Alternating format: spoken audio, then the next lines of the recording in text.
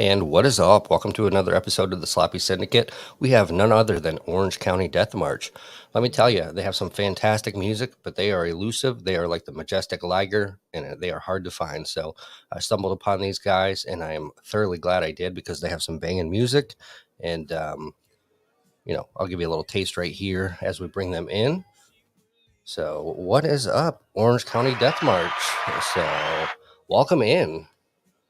Thank you, Donnie. Good to see you, man. Hiya. Pleasure to have you. So yeah, we got started. Heck, I was just a couple weeks ago. I was listening to some random stations on Spotify, and Orange County Death March came up, and the Stone Cold Killer, and I was like, man, this could be the intro to the Mayans. This could be the intro to like some badass show. So I was like, let me reach out to them, and then I tried to look you guys up, and you guys are elusive. Like I said, like the Liger, and it just says on your profile, just dance. Um, you're based out of LA, so I was kind of like, this is kind of intriguing. So kind of picking at it and trying to find out who you guys really are. So uh, the elusive Orange County Death March here in studio right now. So tell us a little bit about your venture. I know it started through the pandemic and what you guys plan on doing with it. Yeah, man. So yeah, you got the exclusive. No one really knows our names or or anything. Right. So my name is Rich. I'm Ben. Yeah. Ben and I met. We were both and still kind of are jingle writers, which is, maybe not the coolest thing to reveal, but I was in New York, he was in LA, and we were on a Facebook group for jingle writers and became best friends without ever having met. Magic of the internet. Yeah. Right. Yeah. Yeah. And then a couple years later, I moved to LA, and we started writing some stuff together. Ben has an amazing solo record that he put out recently. That you should check out, Ben Wise, if you go to Spotify. Is that WISE, Ben Wise? Correct. Yes, just like the potato chip. Correct. Okay. Yeah, the delicious potato chip. Yeah, Rich helped me out by doing some banging drums on that record, and we just found that we really vibed well together making music. Through the process of making that record for me. So then a couple years later, he was like, "Man, I got some tunes, bro. You wanna team up again and like maybe." Instead of it being his name, maybe we just make up a band for this thing and put out some music. And I was like, hey man, you helped me out. I'm here. Let's do this. Yeah. And Orange County Death March blossomed. That's right. Boom. Like I was thoroughly stoked when I was listening to it. I was just like, I think I was in the car driving up to Virginia, and I always put on like indie or alternative just to kind of find bands that are kind of undiscovered or unsigned, kind of out there, like you guys, like, you were very hard to find, just bands like that and I mean, you're radio ready, you're stage ready just by Stone Cold Killer. Like I would go to it's a banger. I don't know what else to say. I'll talk about that song all day, but we're here to learn more about you and what you guys have coming up. So, did you move from New York to LA to pursue the music industry, or? Yeah. Well, Ben, you've been in Los Angeles for what, 12, 13 years? Try 21. 21 years? Yeah, I moved out here from, I'm from North Carolina, but I lived in New York City for a while. Okay. Which is amazing. We didn't cross paths there. But I moved out here in 2002. Yeah. I can't do math, so yeah. We're in the same boat. That's fine. Yeah, man. Don't ask me to do math. Had you stayed in New York, we definitely would have run into each other. Yeah, for sure. Because we were in all the same circles of, there's like this little world of people that make music for TV and commercials, and everybody knows each other. Incestuous. Yeah, incest. Yeah, gross. But I moved to LA from New York just because I was tired of being cold. Okay. And then LA for a while, and then a really awesome breakup, which sent me to Orange County, which is just south of Los Angeles County. they're two very different places though. They're like right next to each other, but it's like, what's a good analogy? Like Mordor and and so yeah, it was a breakup and a pandemic, and then a bunch of really weird, danceable, sad music started churning out. And then drunkenly called Ben and was like, "Hey man, you want to play some guitars and some stuff?" And Orange County Death March. There you go. All right, that's awesome. But yeah, so you moved from one crazy city that's cold to another crazy city. Yeah, I don't know how you guys do LA. I was out there when I was younger, and there is no way. Like literally, drop me off at the front gate of Disneyland. That's it. Pick me up and get me out of there. But yeah, Yeah. I cannot do anything around LA. I get road rage here. Well, I can only imagine. There are so many different LAs. It's just like New Jersey. I grew up in New Jersey, so the New Jersey people think of as the New Jersey they see when they fly in, with smokestacks and three-eyed fish and Landfills. yeah. Yeah. But then you drive a little further and you're like, oh, there's a tree and there's an ocean. So there's an LA for you, and there's an LA for the guy that likes comic books, and there's an LA for the guy with the expensive Fendi sunglasses. Right. Yeah. Driving his Bugatti and living the high life up there. So Yeah. Yeah. So it sucks you in because it's almost always like 70 and sunny. And there's and Orange County's the same way. But there's this sad blanket over Orange County that I'm sorry if anybody from Orange County is listening. like, you can't say that. No, Orange County is lovely. But it just I don't blame Orange County for my pain. I think it was mostly motivated by the fact that I had just gone through a horrible breakup and was all by myself in an apartment for like a year. It's very similar to the Bo Burnham special, where he filmed himself, doing comedy for no audience. That was kind of where these songs came from. They're getting happier because a lot of them have recently been written post-pandemic. Also, the world needs sad dance music. Like, all dance music shouldn't be happy. We should have sad, fucked up dance music. Yeah. I mean, and it flows really good. Yeah. I mean, I have a sick, twisted sense of humor anyway. But like, I don't get sad dance music out of that. I'm just like, I'm jamming out to it. Like, heck yeah. But Yeah. I don't get anything sad out of it. So Yeah. Donnie, have you heard the first thing we put out was a cover of Barbie Girl? Have you heard that?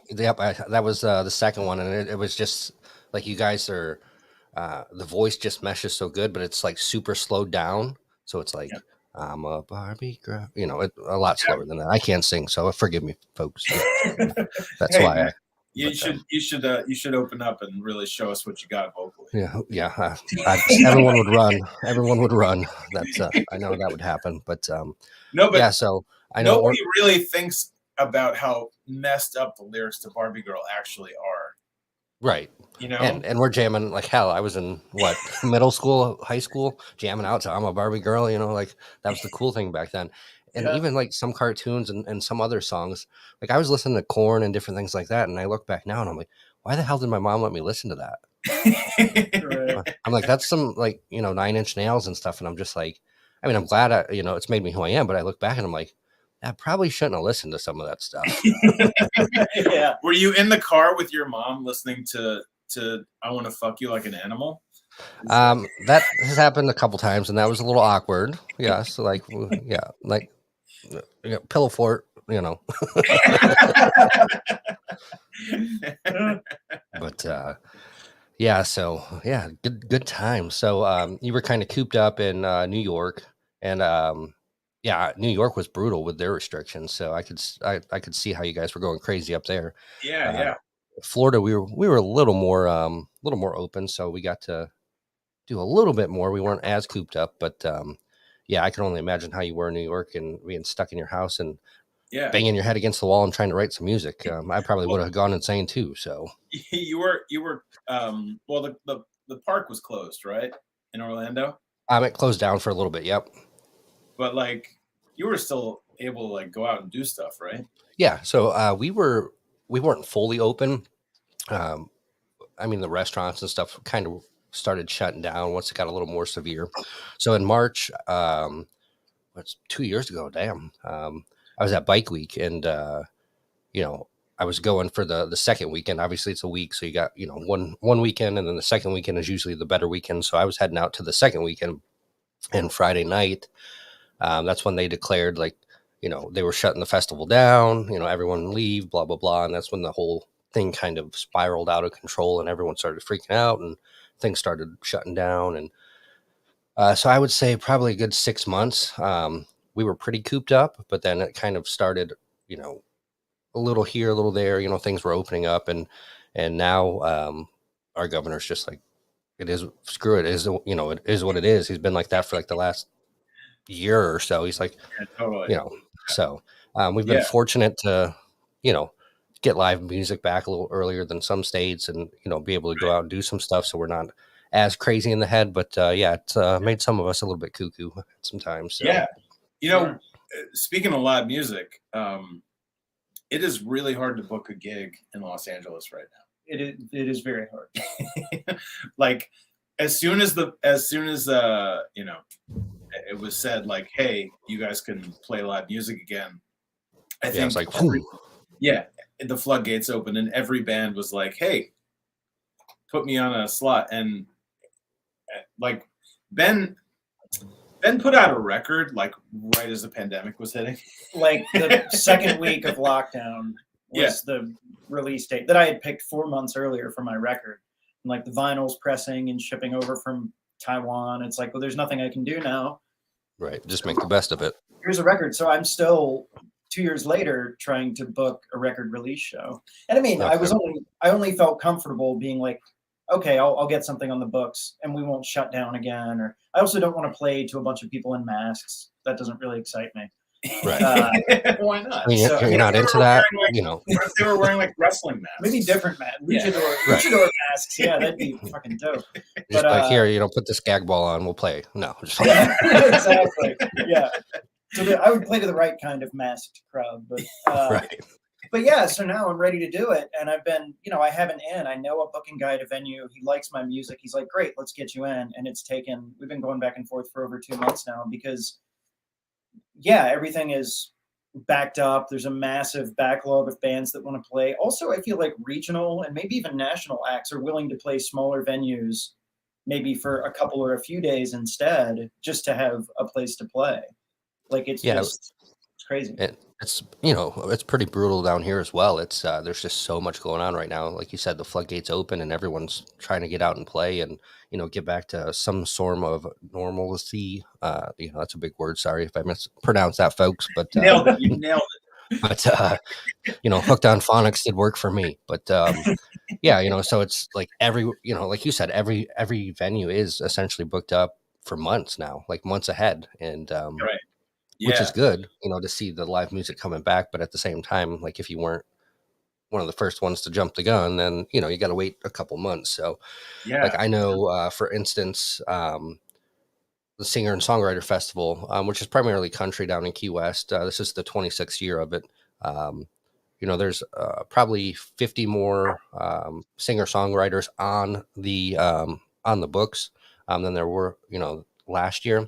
But talking with some of the friends up in Nashville that are singer songwriters, they're like, we're still coming down. Like half of Nashville is coming down, even though we didn't get invited. So they're just ready to come down, and if they play on the side of the street, they just want to get out. They want to play. They want to make friends, make fans, and just kind of be a musician again. So it's crazy times to see how it definitely turns around. And then we have Rockville, which is one of the biggest festivals by Danny Wimmer.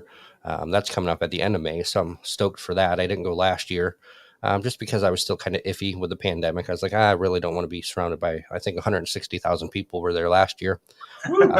Yeah, so I'm like, I don't know if I really want to be surrounded by 160,000 people right now. So my guess this year would probably blow that out of the records, just because everyone wants to go. So Yeah. Yep. Yeah. We when we went to see that that jazz quartet, was that the first time you saw live music in like a year and a half? Yes. Yeah. Yeah. Yeah.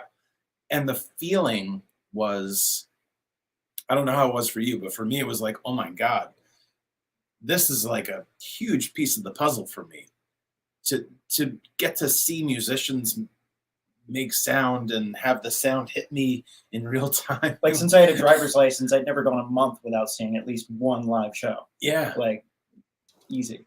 yeah, I got tired of singing to myself in the shower at one point. I'm like, like I'm tired of hearing my voice. Like, please help me. If that shower could talk. You wouldn't want to know what it said. Like that, the little oak tree. I forget what movie it's from. Was it Bambi?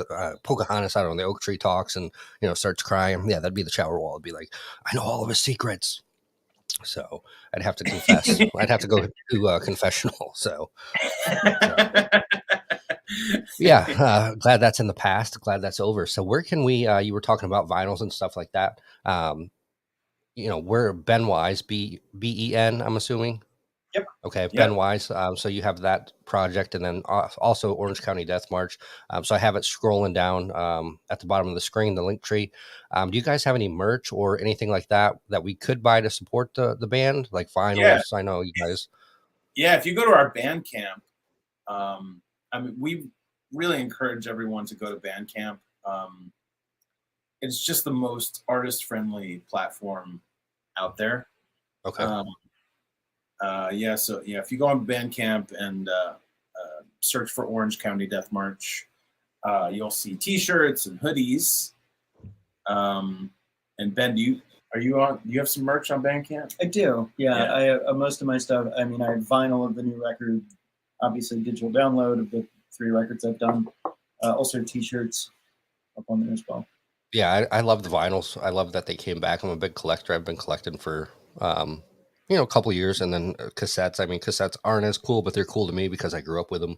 As you see, I got like Kiss, and then one of the local Planet Mercury bands. I like to get some of the vinyls from the up and coming artists. When they make it big, I'll be like, yes, look, I got a signed one. I'm cool. But yeah, vinyls. It's kind of crazy to see. Like, if I would have kept all of my stuff from like middle school and that, like the Jinko jeans and all the styles from like that, I would be like, I could sell these things. Like Jinkos now are like $300. I'm like, yeah, it's crazy. So it's crazy how the times kind of switch. Like every 20 years, like the stuff that isn't cool is cool again. But right. Yeah. I have a 12-year-old daughter. She's in 6th grade, and all the clothes that she and her friends wear look like the clothes I wore in 9th grade. Like, yeah, it's crazy. It's everything. Like, I should have just kept my wardrobe. Yeah. I really should have kept all my flannel shirts and baggy jeans because they're cool again. And I'm out there with my skinny jeans. And the Doc Martens. Like, I don't know if Doc Martens were ever not cool, but Doc Martens kind of went away, and like now they're just like super cool again. It's like the black pair of Doc Marten boots. I can't pull it off. I'm short and chubby. I'm kind of stocky, so I'm like, I got the dad bod jeans. Like the skinny jeans don't work on me. I just look completely.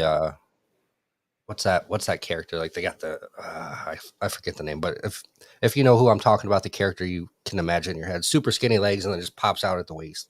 Homer Simpson? No, it's like a little elephant. Super skinny. It's an older movie. I don't remember, but yeah, I'm super skinny in the legs and then I got the gut, so it wouldn't work for me. Oh, like the monster from the Bugs Bunny cartoon where he dresses up like a lady. Oh yeah, seduces the monster. Sure, I'll buy that. And he's like super like right. So I'm just like, yeah, it's not gonna work for me. So I got a pair of Doc Martens sitting in my closet. I'm just like, I can't wear this with anything because it doesn't look. You can't wear it with shorts because it just looks dumb. You can't wear it with like baggy jeans because it doesn't really fit the style. And I'm just like, well, I can't fit in skinny jeans because I'm too fat. So I need like fat, fit, skinny. Like, so if anyone's listening that makes clothes, if you can make me like a fat, fit, skinny pair of jeans, please. Maybe like bicycle shorts and the Doc Martens, or like a utility kilt. Yeah. Utility-kilts and Doc Martens go really well together. Yeah, see, I don't know. I do have a little Irish in me, but I don't know if I can pull off the kilt. I have a friend Yeah. that wears the kilt, and he's like you'll wear a speedo, but you won't wear a kilt. I'm like, I can't pull off a kilt. Like a speedo goes with my personality. Like I'm But a just wacky and utility kilt crazy. is made of leather. Like it's a death metal kilt. Like it's Okay. leather and kind of. Do you know what I'm talking about now? This is a new concept to me. It's called a completely. utility kilt. Look into it. Yeah, But it's like a rock and roll kilt. Everybody Google it. Is there a hyphen in there? No, all one word. Utility kilt. But it's like just a fucking Harley Davidson leather ass kilt. And Like, very so few people can. Ben may have brought something back. We're all going to go Google it, and it's every show you're going to see it now. So Right. another No, I mean, trend coming back. It's a massive merch opportunity, I think. Branded utility kilts. Branded utility kilts. Yeah. There you go. And just like hot press the stamp in there, OCDM or BW for Ben Wise. So yeah, I kind of killed two birds with one stone today. Didn't know Ben had his own band, so that's kind of cool. I was coming in kind of blind to this show. I'm like, I don't know much about these guys, but they're intriguing. So let's just shoot it. Let's just go. But fun. Yeah, fun. Yeah, we've all the intrigue is blown with this interview. It's now you're exposed. We're just game over. Yeah. Time to unmask it and put your pictures out there now, folks. The gig's up. So, but yeah, I was expecting, the way the songs were. I was like, you kind of sit back and you envision them. Like, you're like, who's gonna show up? Who's gonna pop up on screen? And like, I'm going through my head, like, I'm waiting for like somebody in like Slipknot, like the mask and that to pop in. I'm like, I don't know who to expect yet. So it was kind of entertaining, just sitting here waiting to see who popped in. But sure, I was like, glad you like surprises, man. Yeah, right.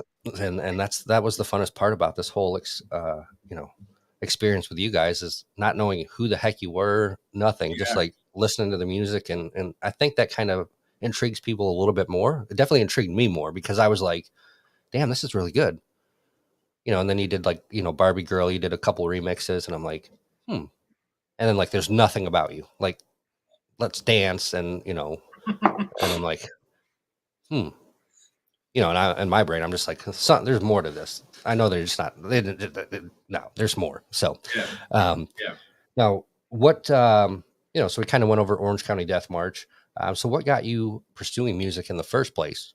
As a kid, or some artists or anything like that. Oh wow.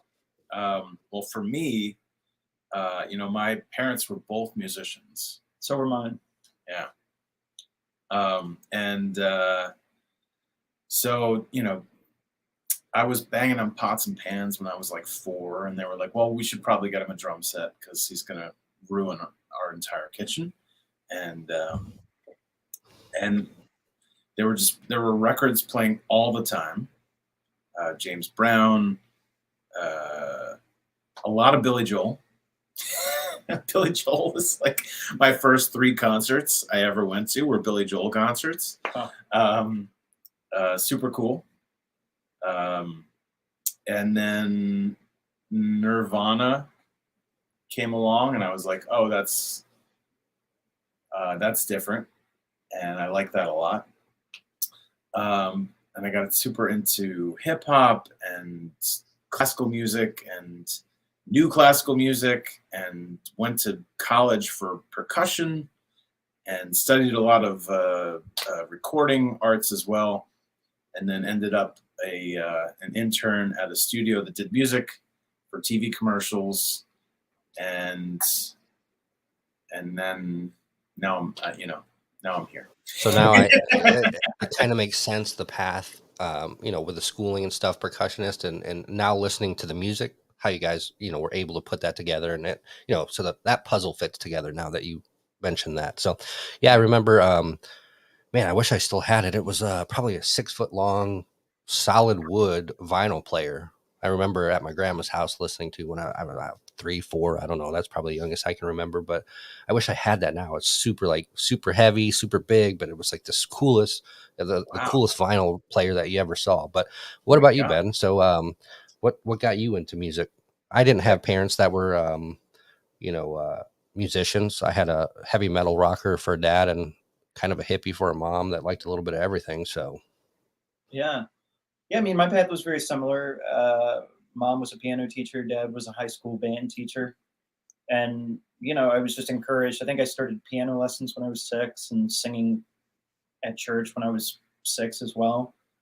Um, by the time I was 11, I got my first bass and switched to guitar within a year of that because it was cooler, whatever. More strings. Yeah, and just like started putting bands together when I was 15 or so, and I've just kind of always done that since. And then very accidentally kind of fell into a career as a composer, same way as him, getting an internship in New York City at a jingle house, and then kind of a logical progression from there.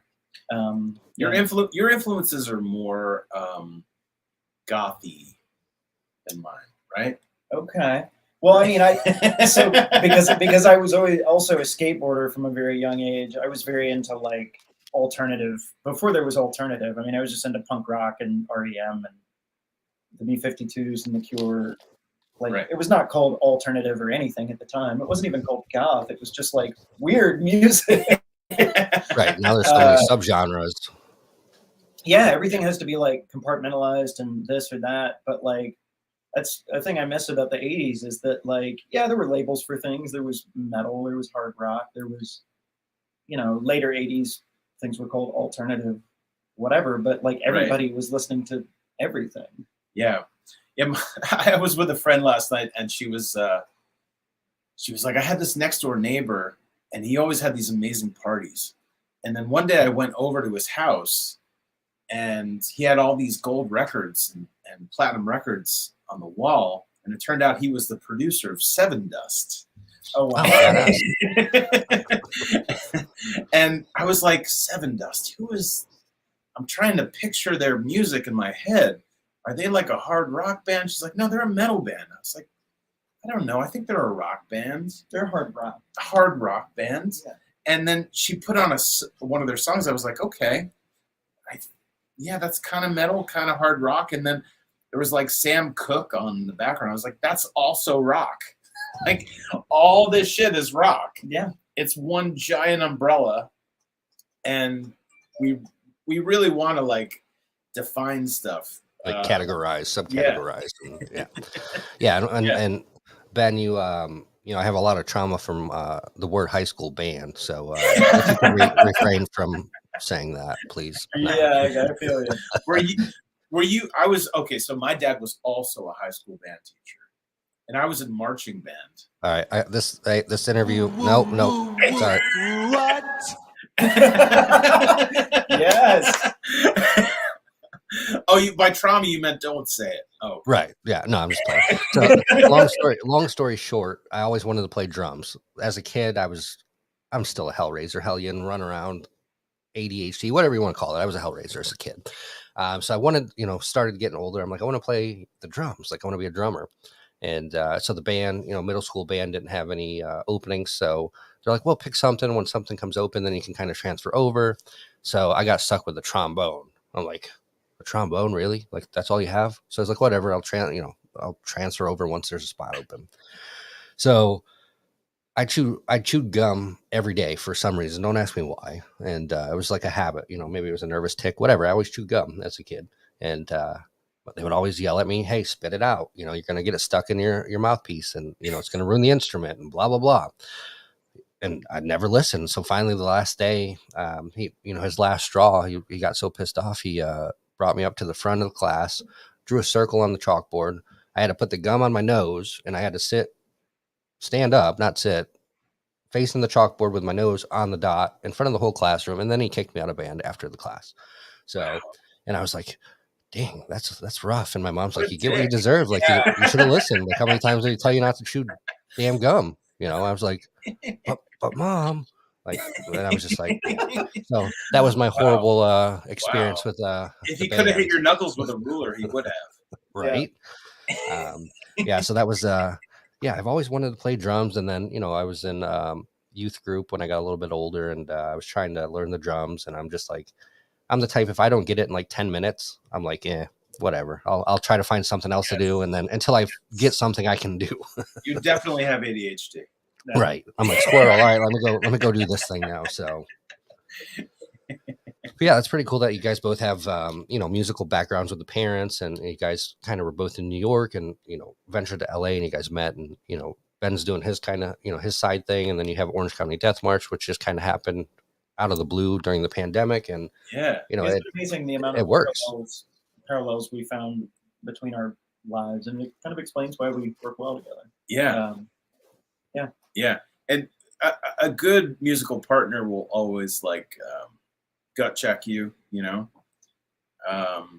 and say like, I don't know if that's a very good idea. I think that's that thing you thought of is probably in poor taste. Or like or dial it back. That's a hat on a hat. Like you don't need it. Yeah. Yeah. Yeah. See, I wouldn't have the. I don't know. Yeah, there's a reason I wasn't a rock star. Yeah, I couldn't. I'd be balls to the wall like every day, and then I'd just get burnt out, I guess. So there's a reason I'm not a rock star. So well, yeah, but you celebrate rock stars like us, right? Yeah. That's my form of musical talent. Let's say I can hit buttons and I can talk while you guys make the music. So, but yeah. So what's in the works? Do we have anything for Orange County Death March coming up? Any new releases? Are you dropping an EP, or is this kind of like a side gig? Yeah, I mean, well, this is the first time we've been together in person in like 3 months. Yeah. So, we're gonna write some more shit and put it together. We're good at working quickly. So for sure. Yeah, like once something gets started, it gets finished. But we have to keep the lights on. Yep. And that is not done by Orange County Death March. But let's be honest with ourselves here. It can be in the future. Yeah, we live in a fucking expensive place. Yeah. And I mean, LA is expensive regardless. Like you can have a shack and it's like $2,500. It's insane. Yeah. So everybody does 5 things. Yeah. Yeah. Yeah. See, if I lived in LA, like I seen it on the news the other day, this like little treehouse fort they built, like a little 2-story. Yeah, that'd be me. I'd be living on the side of the street in my own little. Hey, they got AC, they got everything they need. Heck, it's cheap. Yep. But that's Yeah. LA Well, and New York. The nice thing about being homeless in Los Angeles is the weather's so great. Yeah. And you Just always dining al fresco. Yeah. I'd be the creepy van guy down by the river that just live in my van, But yeah, there's so much like just you have better kind of lie, Before the Time, So Fresh So Clean, which is a cover, Stone Cold Killer, Have Not, and then Barbie Girl. So there's seven songs there, if my math's correct. 6, yeah. That are bangers that. Hell, you could release an EP, like that's EP ready right now. So I'm kind of stoked to see what comes of Orange County Death March, whether it be an EP or whatever you guys do with it. There's so much talent, and you can not see that, but you can hear that within the music. So definitely, yeah, thanks a lot. I was certainly intrigued, especially by Stone Cold Killer. I don't know. I'm gonna always brag about Stone Cold Killer. I'll be walking like downtown Orlando, be like, hey, listen to this guy, like Stone Cold Killer, and then like they'll reach out. So I want to put that it's so soothing, but yet so like it's like John Wayne kind of like it's just bam, it like hits. Yeah. I can listen to this like 24/7. So is this like playing like almost like if you sit there, you can envision like I said earlier, like the Mayans, like the intro to the Mayans, or like playing GTA, like not GTA. What's the one, the Western one? Red Dead Redemption. Yeah, Red Dead Redemption. I'm riding my horse and shooting outlaws. Kind of fits perfect. Like you could have this song in Red Dead Redemption. So, all right, Rockstar, if you're watching, right, throw some licensing money. Hit the boys up at OCDM and get them on the next. Red Dead Redemption, Yeah, for sure, man. But it's been awesome chatting with you guys. Yeah, you too, man. You as well. Great to meet you. Yeah, it's finally to see the faces behind OCDM. And anytime you guys want to come on the show, don't hesitate to reach out. It's been a pleasure having you guys on. any final words or any final things you'd like to talk about before we head on out and let you rock stars get back to being rock stars? No, I ain't got nothing. It's like, drop the mic. I'm out. Thanks, Donnie. All right, it's been a pleasure. So you can check them out at Orange County Death March on their link tree. That will take you to all their links. And then you can also check out Ben Wise. That's Wise. He does have his project as well. So we'll teach you. We'll talk to you in the future. And remember, folks, keep it sloppy.